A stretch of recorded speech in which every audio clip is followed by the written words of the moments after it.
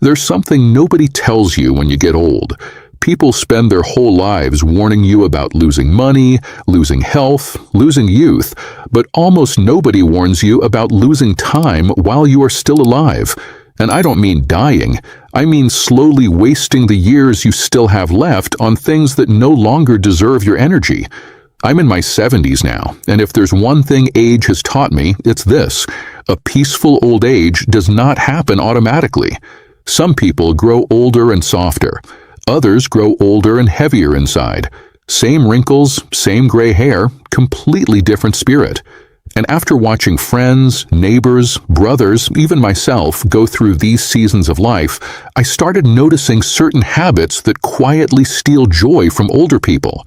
They don't look dangerous at first. In fact, most of them feel reasonable, familiar, even normal, but they drain the soul little by little.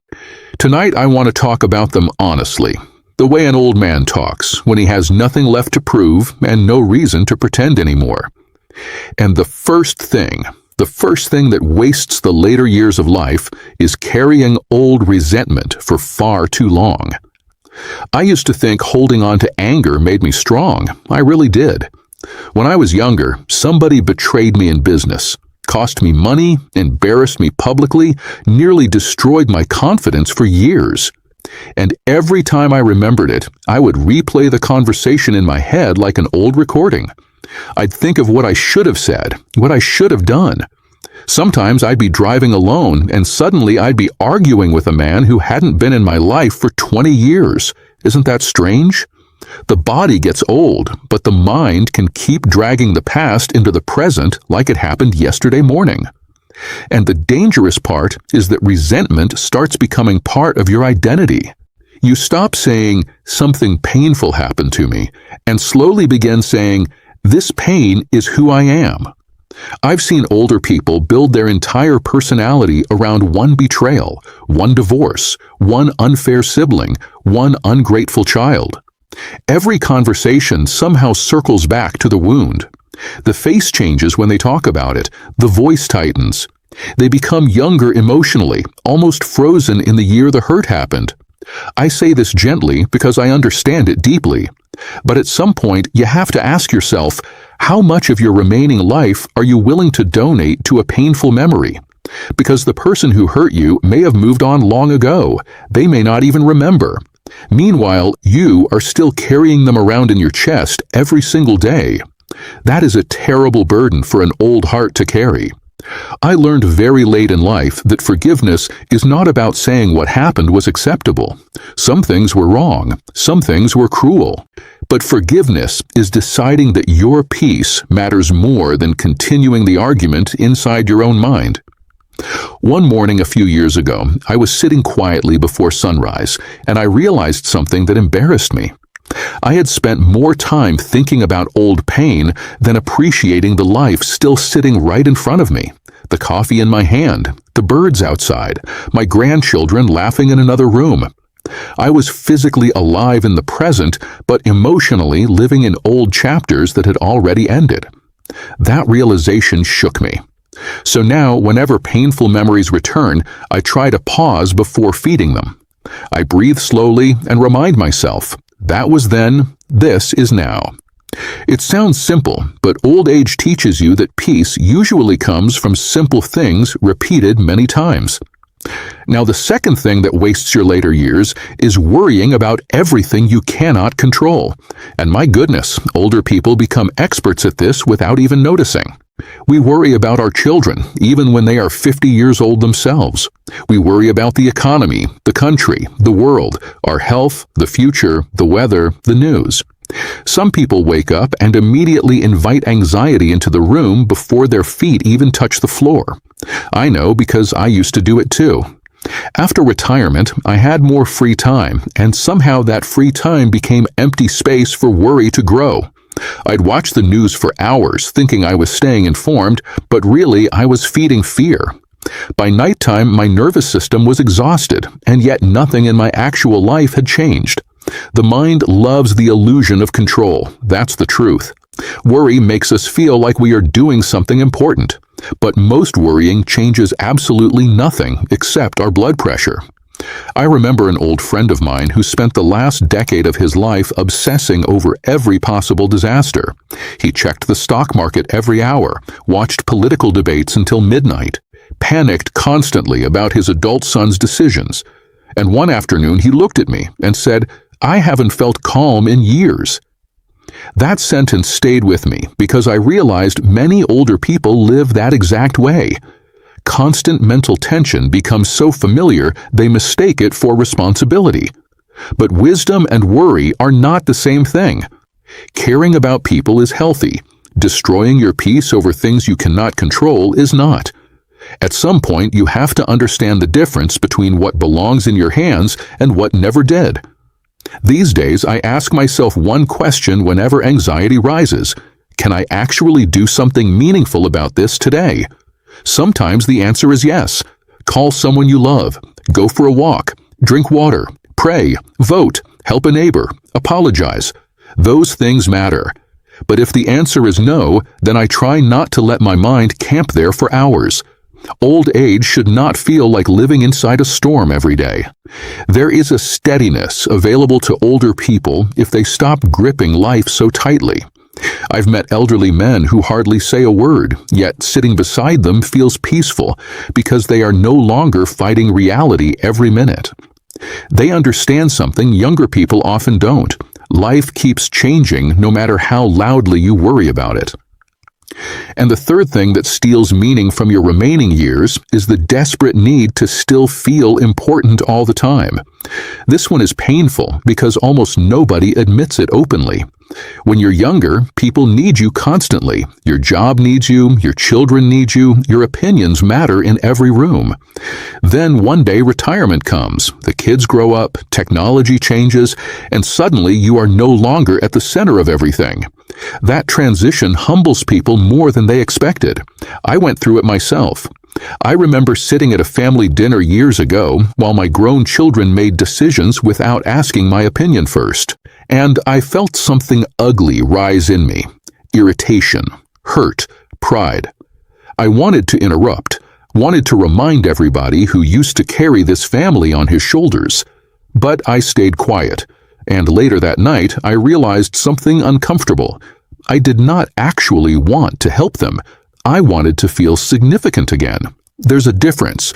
And many older people suffer because they cannot separate wisdom from ego. They keep trying to prove they are still relevant, correcting everybody, giving advice nobody asked for, starting unnecessary arguments just to feel visible again. But the older I get, the more I admire elders who no longer need attention to feel valuable. There's a beautiful kind of strength in a person who can sit quietly without demanding recognition from everyone around them. A calm old man who doesn't compete for importance brings more peace into a room than somebody constantly trying to dominate it. Age eventually teaches you that being respected by others is unstable. Some people will listen to you, some won't.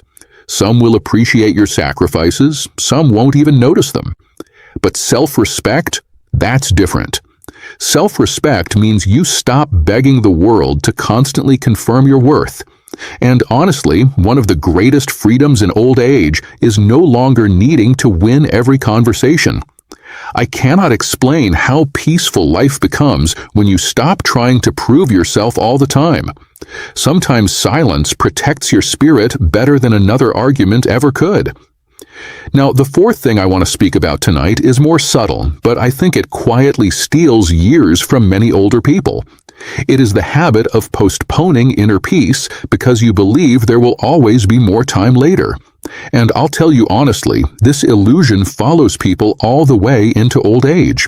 I cannot count how many times I've heard people say things like, "Once things settle down, I'll finally relax," or "Next year, I'll focus on myself," or "When life gets less busy, I'll start enjoying my days." And then suddenly 20 years pass. The grandchildren grow up, the body changes, friends start disappearing one by one.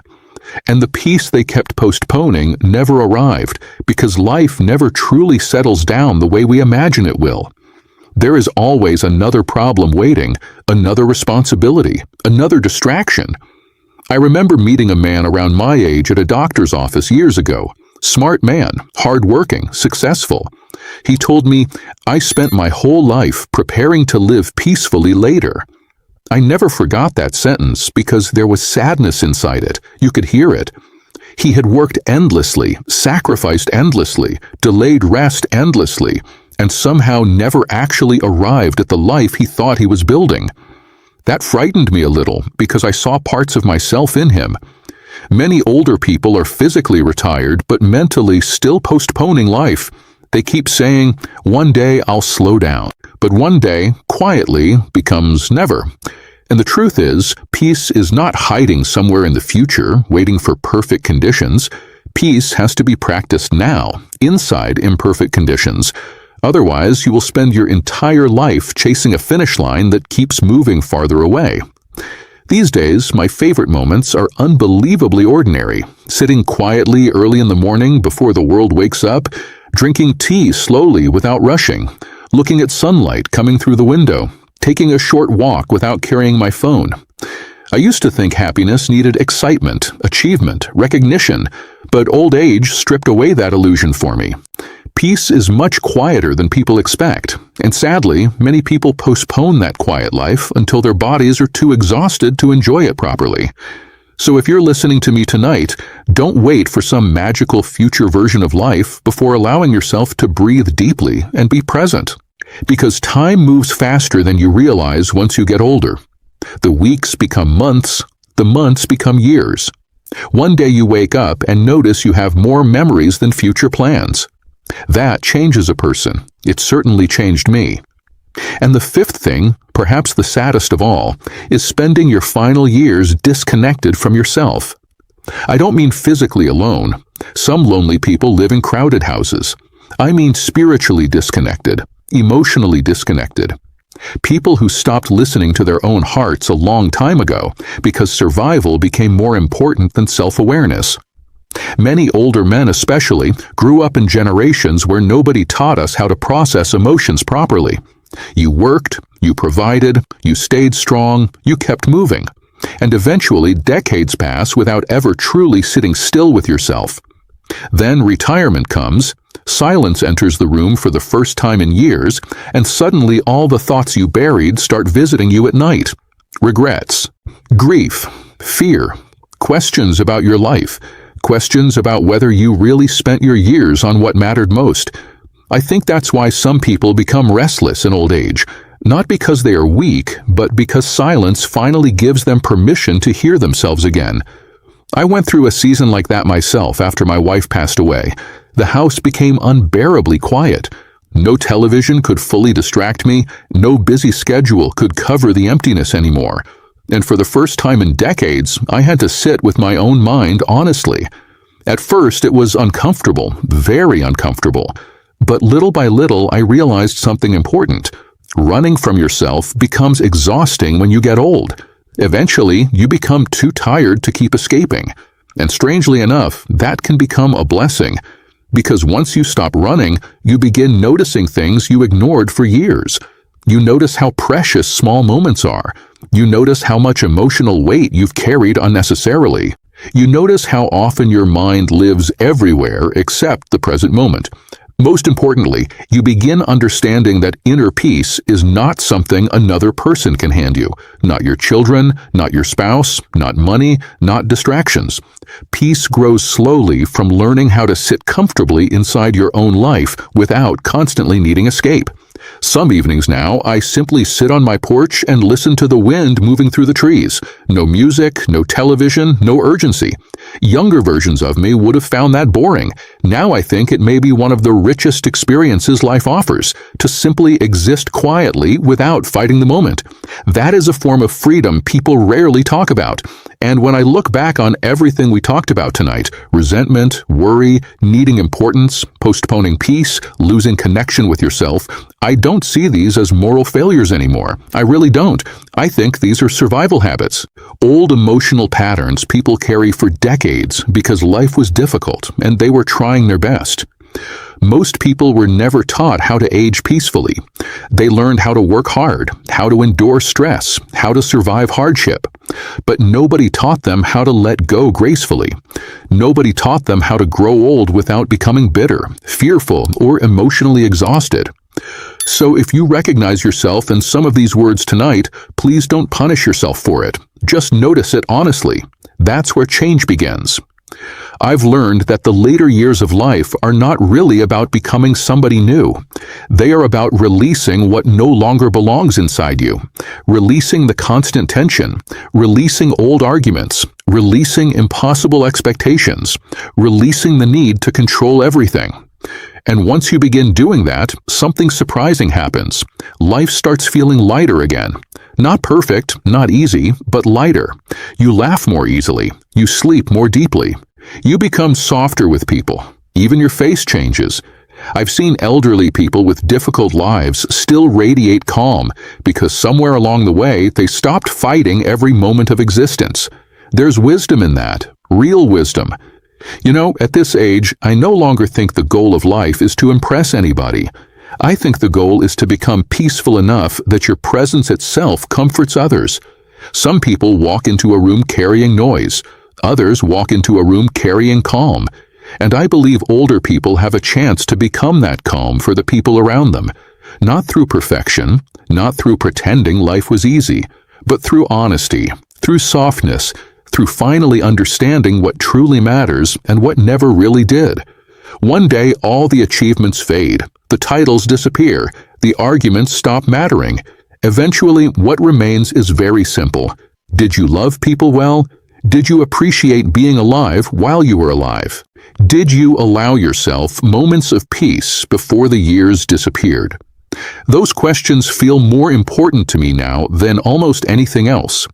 So tonight, before you go to sleep, maybe sit quietly for a few minutes. No television, no phone, no noise. Just sit with yourself gently. Breathe slowly, and ask yourself whether the things stealing your peace are still worth carrying into the next chapter of your life.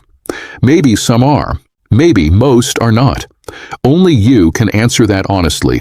But I do know this. It is never too late to soften your heart, never too late to let go of bitterness, never too late to become more present. As long as you are breathing, life is still offering you another chance to come home to yourself. Thank you for spending this time with me tonight, truly. I know there are many places you could have been, and I never take that lightly anymore. Take care of yourselves. Be patient with your heart. And if tomorrow comes for both of us, then perhaps we'll sit together again and talk a little more about this strange, beautiful journey called growing old. Goodbye, my friends.